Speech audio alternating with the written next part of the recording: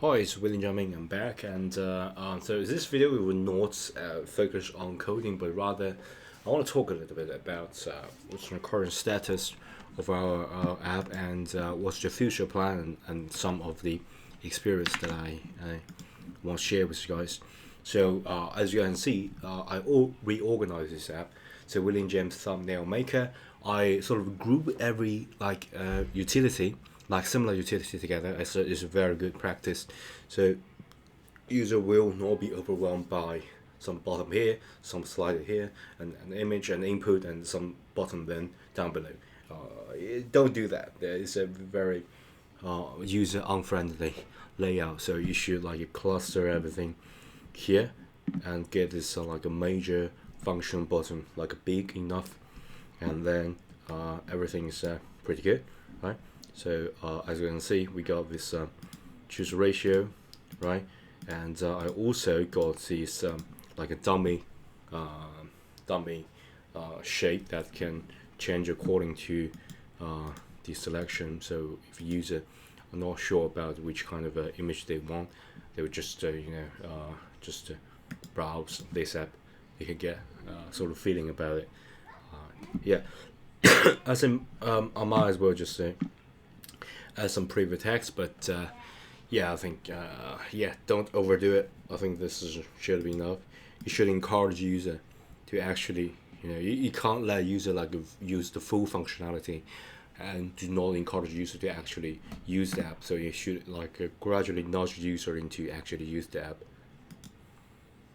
So if you select image here, right, and as you can see, you can select whatever image. So for example, the waterfall is a really long image. You can do that, yeah, and you can make it narrow, and you can make it like a square. Doesn't really matter. You can do all sort of thing. And what is more, if you input things, so for example, I would say William Jam YouTube channel, okay, something like that, and you can make it vertically to the top. Okay, let me just make a bigger canvas so you guys can see it more clear. Make it to the top, to the center, to the bottom. Okay, so very versatile, and it's a 3x3 because you got 3 vertical position and 3 horizontal position. I try to like use text size sort of like slider, but I think well I might as well just center left leading or trailing something like that. It's much easier. I don't want to dealing with all this hassle. So sometimes it's best to limit users like the freedom, but also give them a lot of choice. So your app won't be able to handle, because if you got slider, you got a bottom like this, user won't like users won't say that this is a great app because you got a slider. Won't do that. User will say, well, this app give me a lot of choice, and I'm giving the user illusion of like 3x3 choices, so like a 9 choices in total, and limits the coding side, because you don't want to deal with all this hassle, because you got a slider become pretty hard to test. Okay, you got a slider, all this number have to be tested, and that's it. That's just sort of like tip for you. Of course, the text size also can be changed. Okay, so it can be changed, right? So that really depends on whether you, and I intentionally get like a limit, smaller size as well as the bigger size, so you can sort of adjust the size to your needs, and you can make it like a center or to the right, just the alignment to the left, the right, so a line to the left, leading or trailing, or all the way to the center. Of course, center top, yeah, that really depends on your style. Okay, you can even make it like really big and everything center.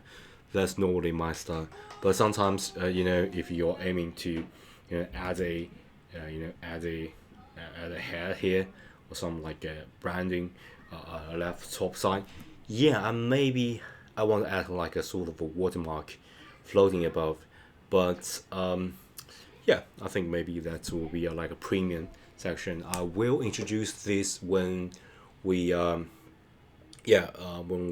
finish this video, because on this video I want to just to quickly go through what's been going on, and some of the thoughts.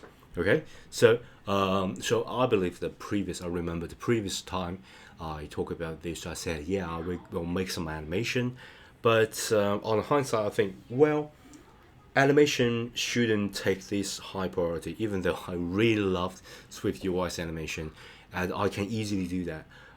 Especially, every core functionality already finished, but I still have some doubts of the necessity of doing it here and now, and I want to share my thought with you guys because if you think about this, an app should be solving a problem. Okay, an app shouldn't be like beautiful at first.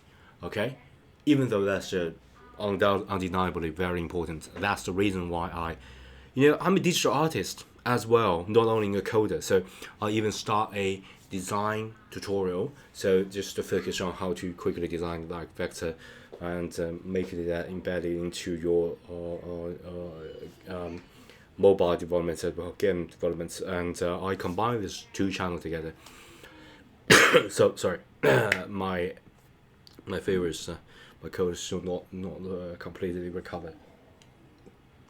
So at that channel, I draw a lot of vector, and I sort of use that as an asset and combine all this creation into the artistic creation into this coding creation, and but even though I really love it and I'm really good at it, but I do not want you guys to focus too much on it, because the reason the people actually actively go to the app store nowadays, I believe just not a lot of people actually go to the app store or actively search on internet for a specific app.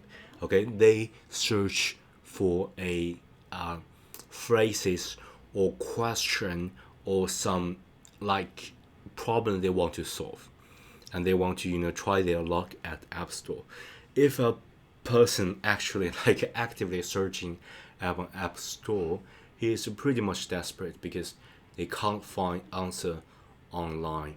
Okay, they can't actually find answer when ask say ChatGPT or any generative AI. So they they will try their luck last resort to say whether some developers and some indie developers from the other side of the world actually develop this really niche app. So the user want your app to solve their problem.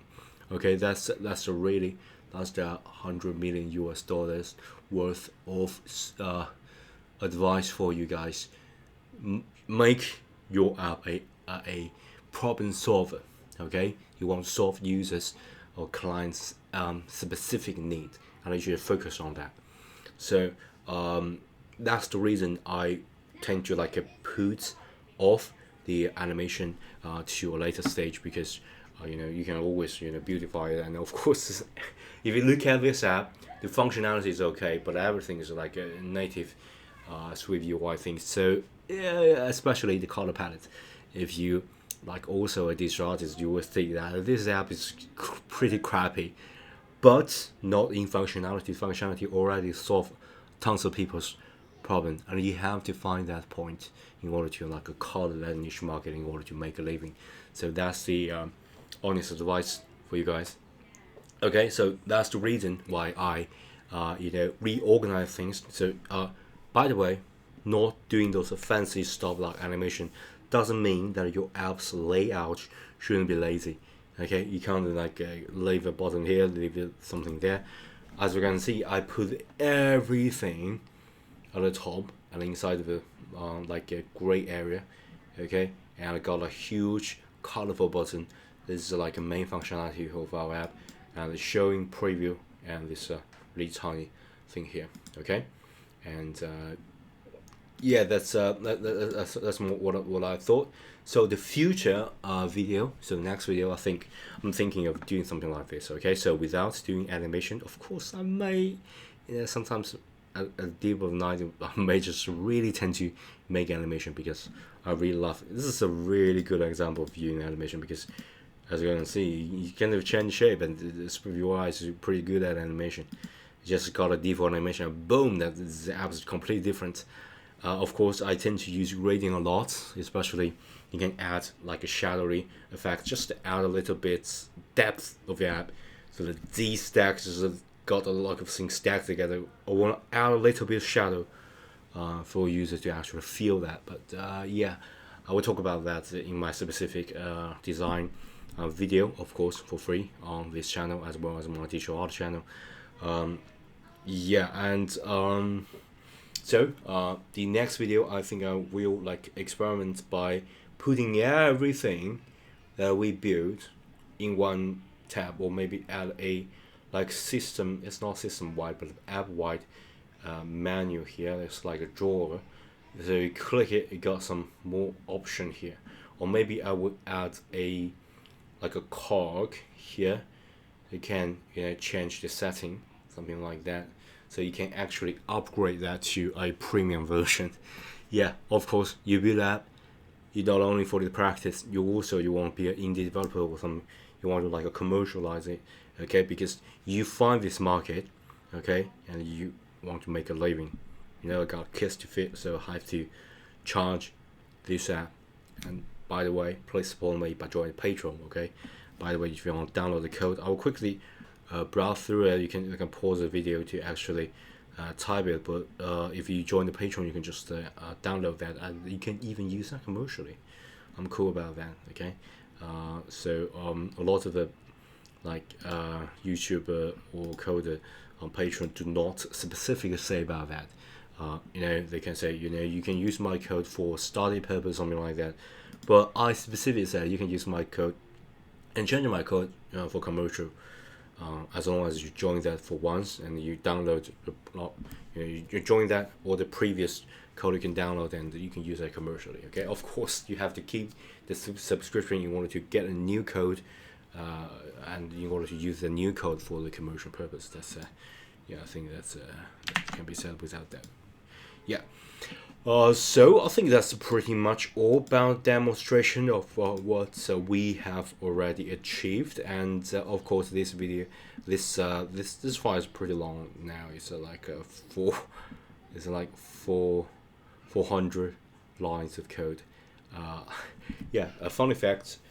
I believe some like stupid company said the code should be paid by this how many lines that they wrote. Okay, that's like a tax account. So a programmer will do all sort of stupid things just to elongate their code. It's so funny. It's so funny, and yeah. So we got like nearly 400 lines, and nearly we have to refactor that. It's pretty long. So I will going to refactor it after we have like separate this into two tabs. I want to put everything that we got, okay, everything we got into just one tab, okay. Another tab I want, maybe I want to lock it, okay. Also, it's a premium section. So if you do not pay, you of course you can switch to that tab. You can browse all this functionality, or you can like do that for free for 1 or 2 times, something like that, and then you have to subscribe. I may add a cog at the top right corner here. Or maybe the top left corner, or maybe there's 3 lines, something like that. We got a drawer out and you get more option. I think right now, we just got a cog that's maybe not a cog, it's like a chest, something like that, and you can like upgrade that too. And then you can like a one-time subscription. Sorry, so it's basically in-app purchase thing. Of course, you can make it subscription based, but I'm not a big fan. Of course, if you are a like developer, you really love the subscription based because you can get a continued cache info. But I hate it, so I make it myself, and I just charge it for once. I think that's good enough, and I can feed my family, and that's pretty much it. I don't want to be greedy and earn a lot of money. So that's my philosophy. Yeah, so that's for the next video.